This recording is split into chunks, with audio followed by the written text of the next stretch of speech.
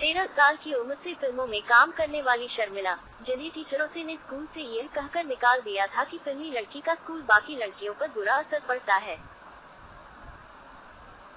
जिनके पिता ने स्कूली शिक्षा से ऊपर फिल्मों को चुनने, एक मुसलमान लड़के से शादी करने से लेकर बिकनी में फिल्म फेयर के लिए फोटोशूट करने तक बेटी के हर फैसले में हमेशा उसका साथ दिया। हालांकि शादी के पक्ष में वो नहीं थे, लेकिन इसलिए नहीं कि लड़का मुसलमान था, इसलिए क्योंकि उन्हें लगता था कि शादी लड़कियों के लिए जेल है। शादी उसकी आजादी और उसका स्वाभिमान छीन लेगी, लेकिन ऐसा हुआ नहीं। अपने करियर की सबसे खूबसूरत, यादगार और बोल्ड फिल्में भी शर्मिला ने शादी के बाद की थी। रविंद्रनाथ टैगोर के जुड़े कुलीन खानदान में जन्म शर्मिला टैगोर का जन्म 8 दिसंबर 1944 को उत्तर प्रदेश के कानपुर में हुआ था, जो आजादी से पहले यूनाइटेड प्रोविंस का हिस्सा हुआ करता था। पिता गीतेंद्रनाथ टैगोर ब्रिटिश इंडिया कॉरपोरेशन में जनरल मैनेजर थे और मायरा टैगोर हाउस वाइफ थी, जो एक असमिया परिवार से आई थी। टैगोर के पिता बंगाल के कुलीन हिंदू टैगोर परिवार ताल्लुक रखते थे। नोबेल विजेता रविंद्रनाथ टैगोर उनके दूर के रिश्तेदार थे। गीतेंद्रनाथ असल में प्रसिद्ध चित्रकार गगनेंद्रनाथ टैगोर के पोते थे, जिनके पिता गुणेंद्रनाथ टैगोर रविंद्र बाबू के पहले चचेरे भाई थे। शर्मिला की मां भी टैगोर परिवार से ताल्लुक रखती थी। शर्मिला टैगोर की मां की भी रविंद्रनाथ टैगोर के परिवार से रिश्तेदारी थी। एरा टैगोर की नानी लतिका बरुआ रविंद्रनाथ टैगोर के भाई विजेंद्रनाथ टैगोर की पोती थी। शर्मिला के नाना एक असमिया कुलीन बरुआ परिवार से थे, जो गुवाहाटी के अरल लॉ कॉलेज के पहले प्रिंसिपल बने। ये कॉलेज अब गुवाहाटी में गवर्नमेंट लॉ कॉलेज के नाम से जाना जाता है।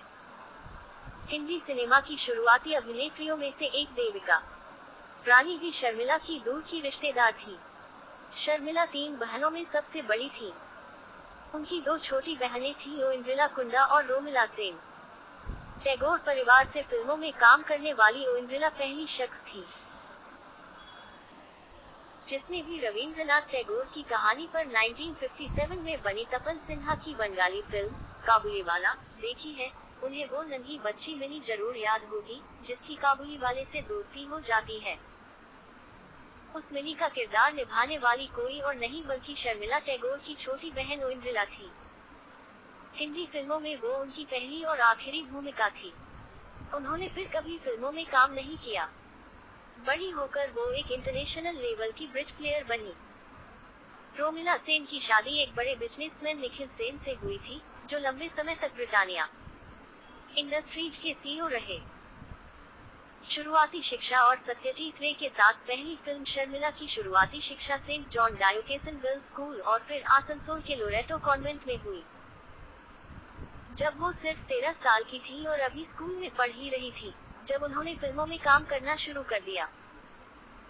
उन्होंने अपनी पहली फिल्म ही इस सदी के भारतीय उपमहाद्वीप के महान फिल्मकार सत्यजीत रे के साथ की थी। अपूर ट्रायलॉजी की तीसरी फिल्म अपूर संसार की नन्ही अभागी दुल्हन कोई और नहीं बल्कि 13 बरस की शर्मिला टैगोर थी। उस फिल्म में उनके काम को बहुत सराहना मिली और उन्हें और फिल्मों में काम मिलने लगा। अगली फिल्म सत्यजीत राय की ही बनाई सती थी। पहली हिंदी पहले शर्मिला ने 6 बंगाली फिल्मों में काम किया। 1967 में an evening in Paris release हुई। पूरे शहर में बड़े बड़े होर्डिंग्स लगे थे, जिसमें उनकी नीली बिकनी वाली तस्वीर थी। उसी समय नवाब मंसूर अली खान पटौदी की मां मुंबई आई हुई थी। एक साल पहले दिल्ली के जिमखाना क्लब में शर्मिला की पटौदी से मुलाकात हुई थी।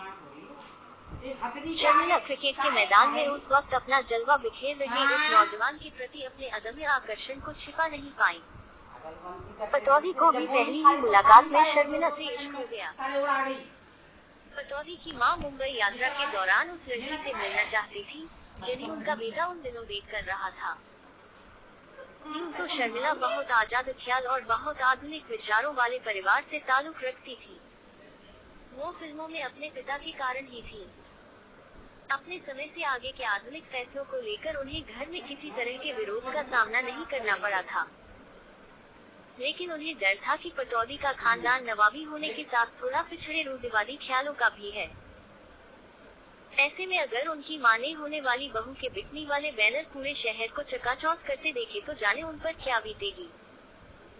उन्होंने शक्ति सामंत से गुजारिश की कि कुछ दिनों के लिए ये बैनर हटा लिए जाएं। शक्ति सामंत भी बिना कोई सवाल किए उनकी बात समझ गए और सारे बैनर हटा